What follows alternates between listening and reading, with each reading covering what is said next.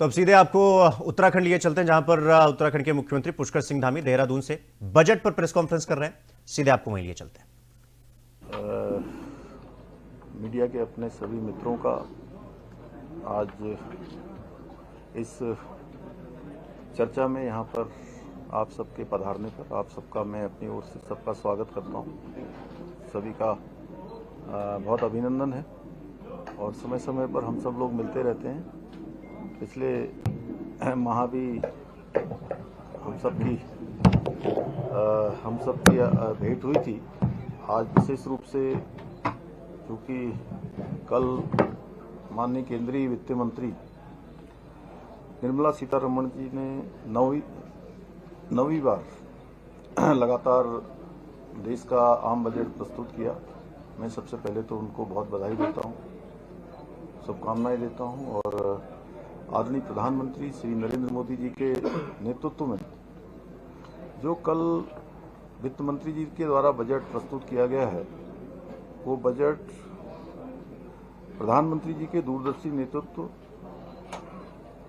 और 2026-27 का ये बजट भारत की आत्मनिर्भरता, आत्मविश्वास और विकसित भारत के संकल्प को पूरा करने वाला बजट है।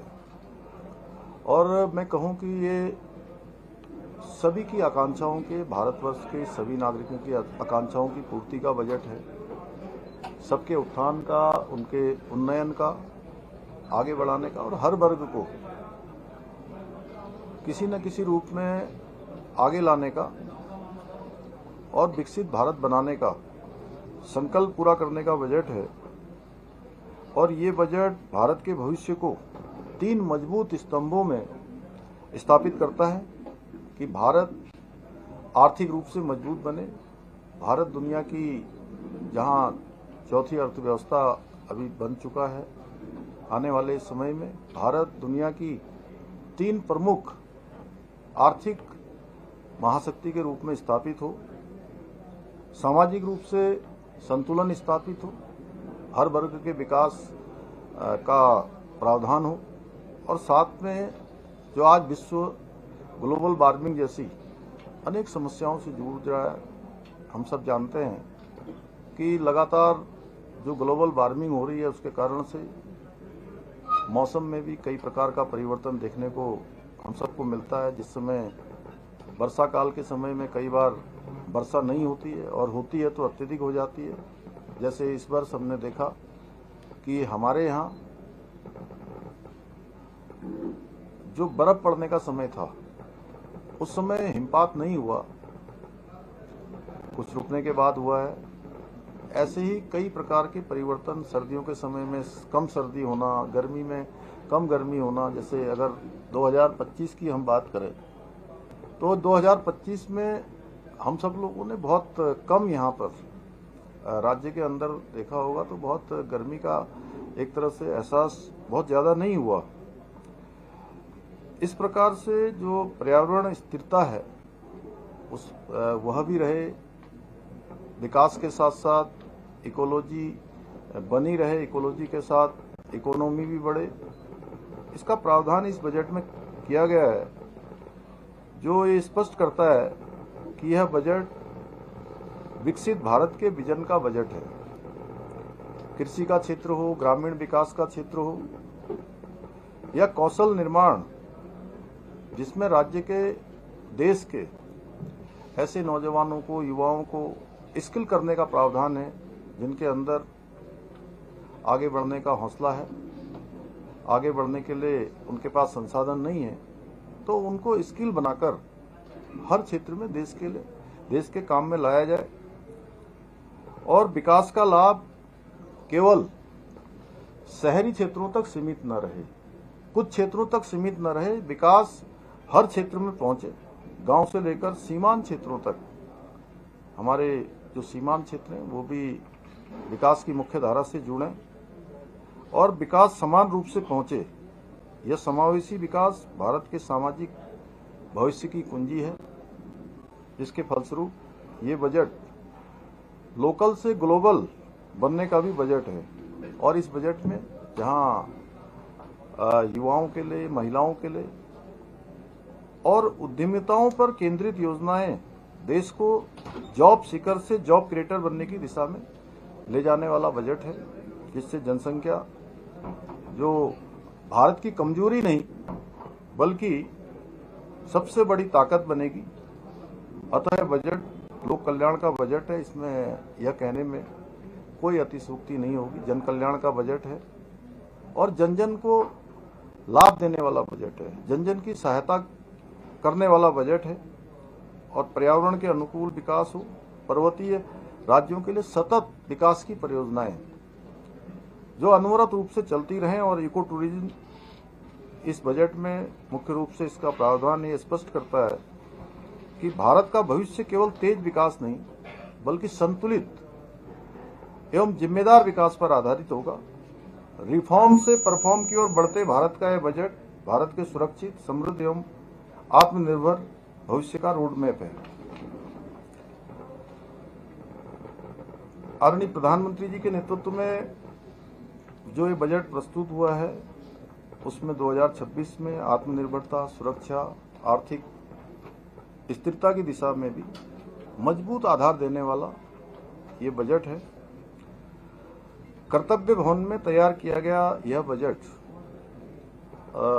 3 कर्तव्यों से प्रेरित है। 3 प्रकार के कर्तव्य इसमें प्रेरित किए गए हैं। पहला कर्तव्य है कि उत्पादकता और प्रतिस्पर्धा बढ़ाने तथा वैश्विक उथल पुथल के प्रदेश में लचीलापन लाकर आर्थिक विकास को तेज करना और साथ ही उसकी गति को बनाए रखना। दूसरा कर्तव्य भारत की समृद्धि के पथ पर सशक्त साझेदार बनाने के लिए लोगों की आकांक्षाएं पूरी करना और उनकी क्षमता बढ़ाना। और तीसरा जो प्रमुख कर्तव्य है, सरकार सबका साथ सबका विकास के दृष्टिकोण के अनुकूल सभी को इस बजट में साथ लेकर सभी का विकास सुनिश्चित हो ये करना और सार्थक भागीदारी के लिए प्रत्येक परिवार, समुदाय और क्षेत्र की संसाधनों, सुविधाओं और अवसरों की उपलब्धता हो। इस बजट में वित्तीय अनुशासन के संतुलन का उत्कृष्ट उदाहरण है, जिसमें फिजिकल डिसिप्लिन बनाए रखते हुए पूंजीगत निवेश को प्राथमिकता दी गई है। बजट में उत्पादन के जो विस्तार, नई रणनीतिक क्षेत्रों में निवेश और जो पारंपरिक रूप से चलने वाले उद्योग हैं उनके पुनर्जीवन के माध्यम से अर्थव्यवस्था को नई दिशा और नई गति देने की स्पष्ट सोच दिखाई देती है। सड़क का क्षेत्र, रेलवे, लॉजिस्टिक, बुनियादी ढांचे को मजबूत करने पर भी विशेष जोर दिया गया है, जिससे देश के शहर व्यापार और आर्थिक गतिविधियों के प्रमुख केंद्र के रूप में विकसित होंगे और प्रमुख केंद्र बनेंगे। टियर 2, टियर 3 शहरों पर विशेष ध्यान इस बजट में किया गया है। उत्तराखंड जैसे हमारे जैसे राज्यों के लिए संतुलित और क्षेत्रीय विकास की ये बजट बड़ी संभावनाएं लेकर आया है। इसमें उपकरण और सामग्री बनाने से लेकर full stack India IP design करने और आपूर्ति श्रृंखला को मजबूत बनाने के लिए इंडिया सेमीकंडक्टर मिशन 2.0 शुरू किया जाएगा। एमएसएमई सेक्टर को ग्लोबल चैंपियन बनाने के उद्देश्य से 10,000 करोड़ रुपए के एमएसएमई ग्रोथ फंड, आत्मनिर्भर भारत निधि में 2,000 करोड़ रुपए का टॉप अप जैसे ठोस प्रावधान किए गए हैं। 200 विरासत औद्योगिक क्लस्टरों के पुनर्जीवन से स्थानीय उद्योगों, कारीगरों और युवाओं के लिए, अनेक हमारे नौजवानों के लिए रोजगार के अनेक अवसर इसके माध्यम से सृजित होने वाले हैं। उत्तराखंड, हिमाचल और जम्मू कश्मीर में जो पर्वतीय टेल्स की घोषणा की गई है उससे पर्यटन बहुत बढ़ने वाला है। स्थानीय आजीविका और युवाओं को रोजगार के भी अनेक अवसर और उनको एक नई दिशा इससे मिलने वाली है। खेलो इंडिया मिशन का विस्तार, दिव्यांगजन कौशल योजना, किसानों के लिए तकनीकी आधारित पहल, राष्ट्रीय हथकरघा कार्यक्रम, मेगा टेक्सटाइल पार्क, कुशल पेशेवरों के लिए नया प्रशिक्षण संस्थान समावेशी विकास को मजबूती देने वाले हैं। Startup, deep tech, AI, green technology, innovation ecosystem को बढ़ावा देकर भारत के भविष्य की अर्थव्यवस्था के लिए तैयार किया गया बजट है। ग्रीन ग्रोथ, क्लाइमेट कमिटमेंट, स्वच्छ ऊर्जा पर फोकस से यह बजट सतत विकास की दिशा में भी एक बहुत बड़ा कदम है।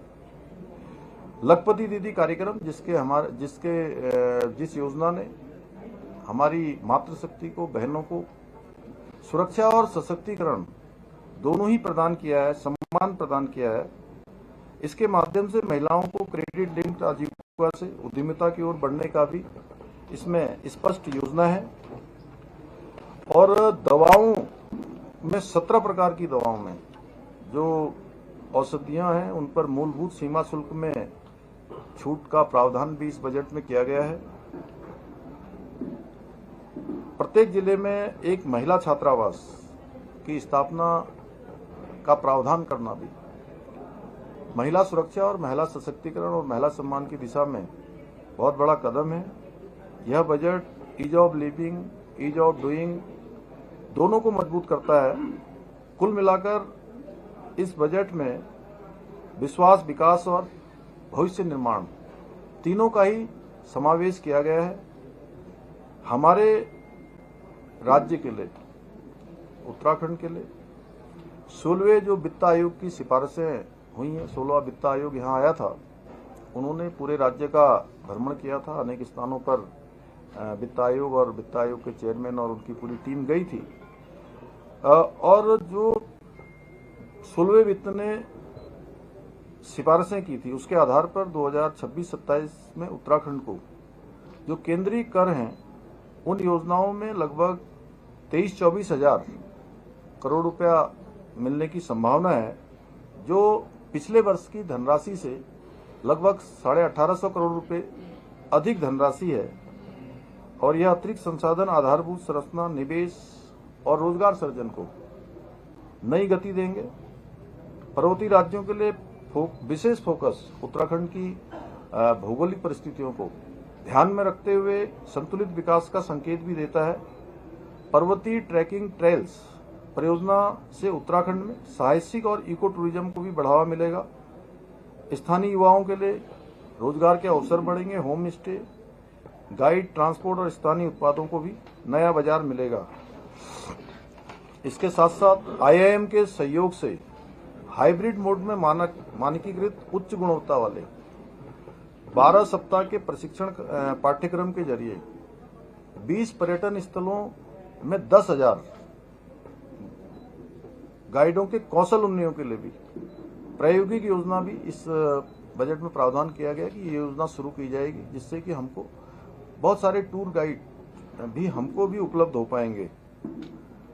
सांस्कृतिक, आध्यात्मिक और विरासत महत्व वाले सभी स्थानों के लिए डिजिटल दस्तावेज तैयार करने के लिए national destination digital knowledge grid की स्थापना का भी प्रावधान इस बजट में किया गया है। हमारे यहाँ पर्वतीय क्षेत्रों में बादाम, अखरोट और खुमानी जैसे गिरीदार फलों का प्रोत्साहन किया जाएगा। अभी जैसा पहले मैंने ये उल्लेख किया था कि जो 2 टियर और 3 टियर शहरों पर जोर देने से देहरादून, हल्द्वानी, रुद्रपुर, हरिद्वार जैसे शहरों को आर्थिक गतिविधियों का केंद्र बनने का अवसर मिलेगा। अनेक अन्य गतिविधियों का भी जो है वहां पर लोगों को अवसर मिलेगा। एमएसएमई ग्रोथ फंड और विरासत औद्योगिक क्लस्टर से राज्य का हथकरघा, हस्तशिल्प, आयुष, फूड प्रोसेसिंग, स्थानीय उत्पादों को राष्ट्रीय अंतर्राष्ट्रीय बाजार मिलेगा। हथकरघा और हस्तशिल्प की मजबूती के लिए महात्मा गांधी ग्राम स्वराज पहल शुरू करने का भी प्रस्ताव है। इससे देश व हमारे राज्य के बुनकरों, ग्राम उद्योगों, एक जिला एक उत्पाद पहल और ग्रामीण युवाओं को लाभ मिलेगा। हमारे राज्य में हम वैसे भी एक जनपद 2 उत्पाद की योजना को पहले से ही जो है आगे बढ़ा रहे हैं। यूनिवर्सिटी टाउनशिप की अवधारणा भी एक महत्वपूर्ण इस बजट में प्रावधान है, जिससे उत्तराखंड को शिक्षा और शोध और स्किल डेवलपमेंट का हब बनने की दिशा में भी बड़ा अवसर मिलेगा। ग्रीन एनर्जी और क्लाइमेट सेंसिटिव विकास पर फोकस उत्तराखंड जैसे हिमालयी राज्य के लिए ये विशेष रूप से अनुकूल है। इस बजट में उत्तराखंड जैसे पर्वतीय राज्यों के लिए यह अवसर का बजट है, जो पर्यटन के क्षेत्र में, रोजगार के क्षेत्र में, शिक्षा के क्षेत्र में, स्थानीय अर्थव्यवस्था को एक नई उड़ान देगा। इसके साथ ही आयुर्वेद के क्षेत्र में जो एम्स आयुर्वेदिक क्षेत्र में बनाने का जो इस बजट में प्रावधान किया गया है, हम चूंकि इसके लिए पहले से भी प्रयास करते रहे हैं, उससे भी हमारे राज्य को विशेष लाभ उसके कारण से हम सबको मिलने वाला है। तो कुल मिलाकर ये बजट हमारे लिए बहुत अवसरों को आगे बढ़ाने का बजट है। राज्य और केंद्र, हमारी सरकार केंद्र सरकार के साथ पूरा समन्वय करके और सभी प्रकार की जो औपचारिकताएं हैं, उन औपचारिकताओं को आगे बढ़ाते हुए पूरी तरह से इसको धरातल पर हम उतारने के लिए प्रतिबद्ध होकर काम करेंगे। और जो विशेष ब्याज रहित जो शासकीय के अंतर्गत जो भारत सरकार से विकास के लिए अलग से हम लोगों को, राज्यों को पैसा दिया जाता है, धन स्वीकृत किया जाता है, उसको भी बढ़ाया है। और इस वर्ष के जितने भी जो हमारे ऐसे अनुरोध थे, उन सभी अनुरोधों पर भारत सरकार ने हमको स्वीकृति प्रदान की है। और उसमें भी एक बड़ी धनराशि बढ़ी है, जो ब्याज रहित ऋण कह सकता हूं। तो उसके कारण से भी हमको विकास के कार्यों को आगे बढ़ाने में बड़ी मदद मिलेगी। इसके अतिरिक्त हमारे राज्य में अगले वर्ष कुंभ मेला भी आयोजित होना है, उसके लिए भी हमने भारत सरकार से पहले से निवेदन किया हुआ है। उस पर सभी स्तरों पर अभी काम चल रहा है।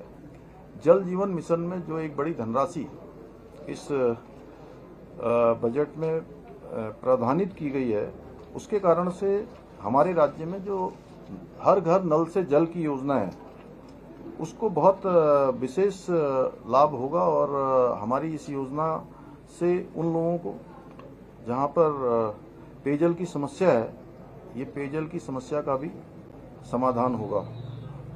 और जो अतिरिक्त संसाधन राज्य के विकास कार्यों के लिए जो हमें मिले हैं, चाहे वो राज्यांश के रूप में मिले हैं, केंद्रीय करों के अतिरिक्त मिले हैं, या हमारे 16वें वित्त आयोग की जो सिफारिशों के आधार पर राज्य का अंश बढ़ाया है, उन सभी से हमको लाभ होने वाला है।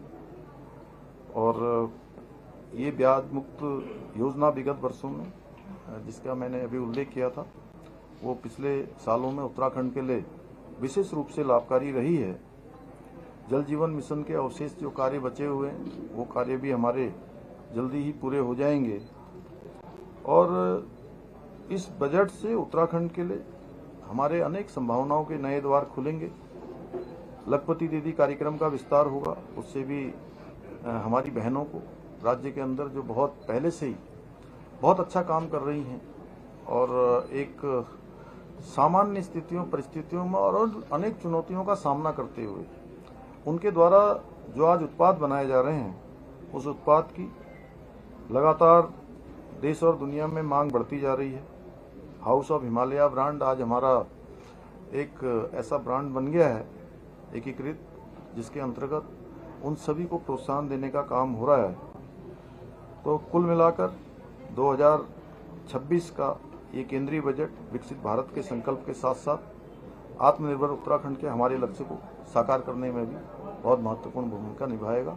मैं आदरणीय प्रधानमंत्री जी का उत्तराखंड को विशेष इस बजट में सहायता करने के लिए या उत्तराखंड का विशेष ध्यान करने के लिए उनका धन्यवाद करता हूं। केंद्रीय वित्त मंत्री आदरणीय निर्मला सीतारमण जी का भी धन्यवाद करता हूं, उनको बधाई देता हूं। धन्यवाद। मुख्यमंत्री जी, एक साल पहले आयुष विभाग गए, आप मंत्री भी हैं उस विभाग के, तो आयुष एम्स वाला, आयुर्वेद एम्स वाला एक प्रस्ताव भारत सरकार को भेजा।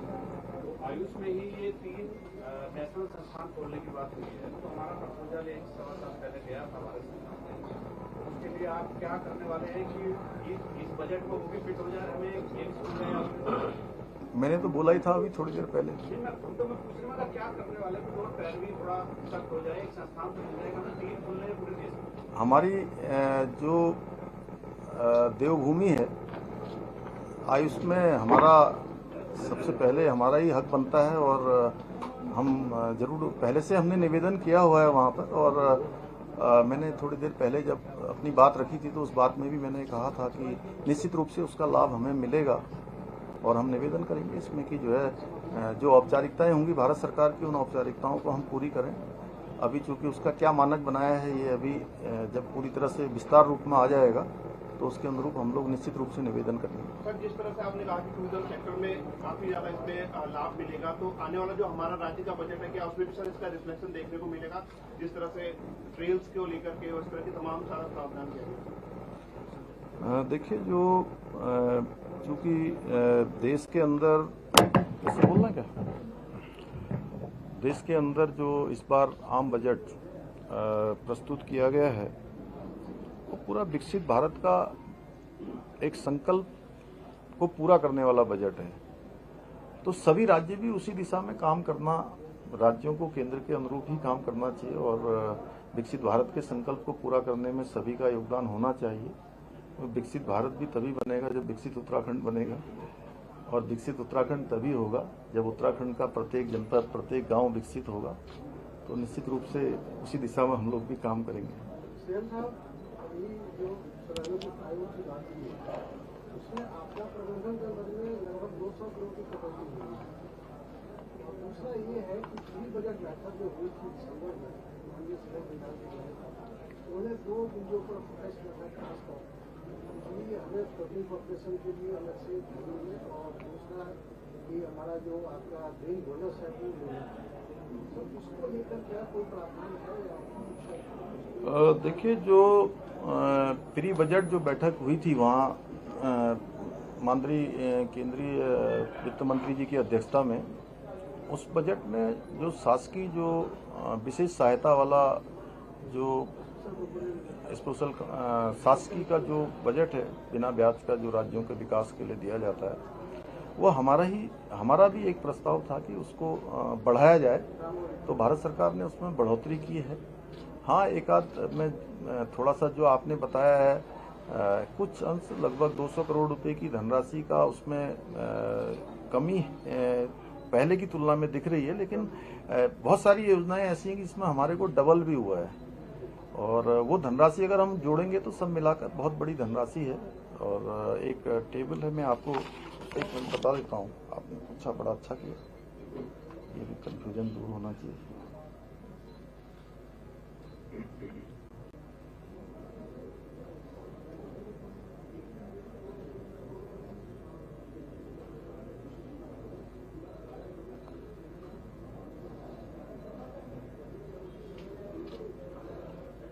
इसमें जो है एक तो जो इंटर शेयर ऑफ स्टेट्स है, इसमें हमारा 2021 से लेकर 2026 तक 1.118 था, जो 16 फाइनेंस कमीशन में 1.141 ये बढ़ गया। और अर्बन लोकल बॉडीज में जो इसका असर आया है, जो 1145 पहले होता था वो हो गया 2497 और ये बढ़ा लगभग 1352। इसी प्रकार रूरल लोकल बॉडीज में जो 15वें फाइनेंस कमीशन में था 2239, वो बढ़कर हो गया 4047 करोड़, यानी कि 1808 करोड़ रुपया लगभग ये बढ़ गया है। इसमें जो डिजास्टर में इस ग्रांट में कुछ कमी हुई है और 224 करोड़ की, लेकिन हमें अन्य बहुत सारे जो हम प्रपोजल भारत सरकार को भेजते हैं उन सभी में हमको बड़ी मदद मिलती है। और अभी भी जैसे भी पिछली आपदा में ही जो है 1200 करोड़ रुपए तत्काल मिले हैं, उसके अतिरिक्त अभी हमारे बहुत सारे प्रपोजल भारत सरकार को गए हैं, तो वो सभी हमको मिलते हैं। तो मैं समझता हूँ कि सभी की प्रतिपूर्ति हो जाएगी। और आदरणीय प्रधानमंत्री जी का हमारे राज्य के साथ विशेष लगाव है और हर समय हमारे राज्य की चिंता करते हैं। वो हर प्रकार से सभी योजनाएं हमको मिलती हैं। सभी जो भी भारत सरकार को हमारे प्रपोजल जाते हैं उन सभी पर काम चल रहा है। अभी भी प्रगति पोर्टल की अभी 3 दिन पहले मैंने समीक्षा की थी, तो लगभग 3.5 लाख करोड़ से भी अधिक की योजनाएं आज राज्य के अंदर संचालित हो रही हैं। 42 परियोजनाएं चल रही हैं, तो उन सभी पर काम हो रहा है। तो हमें बजट के अंदर महंगाई को नियंत्रित कर रहे हैं और युवाओं को रोजगार देने, नौकरी देने की बहुत ज्यादा स्पष्ट बात क्या कहना चाहिए? नहीं, सभी में रोजगार बढ़ेगा, सभी में योजनाएं बढ़ेंगी और अनेक पर्यटन के क्षेत्र में अन्य क्षेत्रों में स्किल डेवलपमेंट के क्षेत्र में जो नौजवान तैयार होंगे, स्किल्ड बनेंगे, सब रोजगार से जुड़ेंगे। पर्यटन का क्षेत्र बढ़ेगा, रोजगार का क्षेत्र बढ़ेगा, तो स्थानीय व्यापार बढ़ेगा, हमारे उद्योग बढ़ेंगे, तो सभी में रोजगार बढ़ने वाला है। सर ये जो जल जीवन मिशन का जो था, ये पैसा हमारा 1200 करोड़ रुपए जो हम लोग केंद्र से आना था, उसमें भी सर ये निपट पाए क्योंकि ठेकेदार लोग जो है उनका पेमेंट भी नहीं हुआ था, तो क्या ये उसमें भी फायदा मिलेगा सर? हाँ बिल्कुल, उसमें फायदा मिलेगा। और चूंकि पहले भी उनकी मांग, ठेकेदारों की भी मांग थी मेरे से, मैंने भारत सरकार में पहले भी प्रस्ताव रखा था, लेकिन अब उसको एक बड़ी धनराशि जो है उसमें भारत सरकार ने उसका प्रावधान कर दिया है, तो उसके कारण से निश्चित रूप से जल्दी से जल्दी सब काम पूरे हो जाएंगे। और समय सीमा का विस्तार करके 67,500 करोड़ रुपए से अधिक का प्रावधान कर दिया है, तो ये हमारे राज्य के लिए अत्यंत महत्वपूर्ण है। जो हमारी धनराशि है वो हमको मिल जाएगी और काम शुरू हो जाएंगे।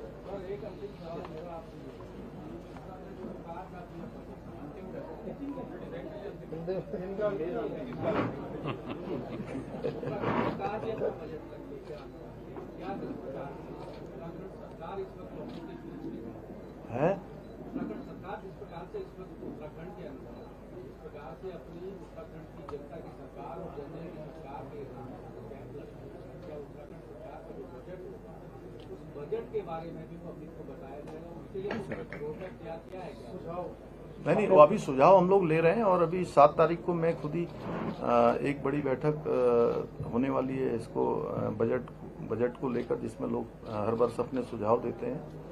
और जन जन की सरकार, जन जन के द्वार एक कार्यक्रम चल ही रहा है, उसको 20 दिन और विस्तारित कर दिया है। लगभग मुझे लगता है कि 5 लाख के लगभग आवेदन अभी तक उसमें मिल चुके हैं। और दूर दराज के क्षेत्रों में जाकर सरकार के सभी प्रशासनिक विभागों ने बहुत शानदार तरीके से लोगों की जो समस्याएं हैं उनके समाधान का काम किया है।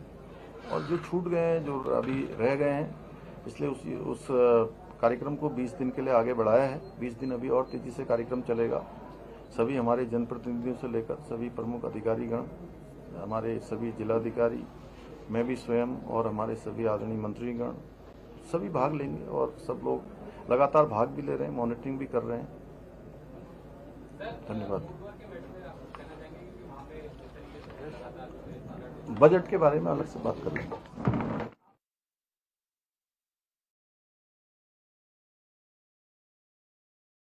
दुनिया की अर्थव्यवस्था लंबे समय तक अमेरिकी डॉलर के इर्द गिर्द घूमती रही है। अंतर्राष्ट्रीय व्यापार, तेल की खरीद फरोख्त, कर्ज और विदेशी निवेश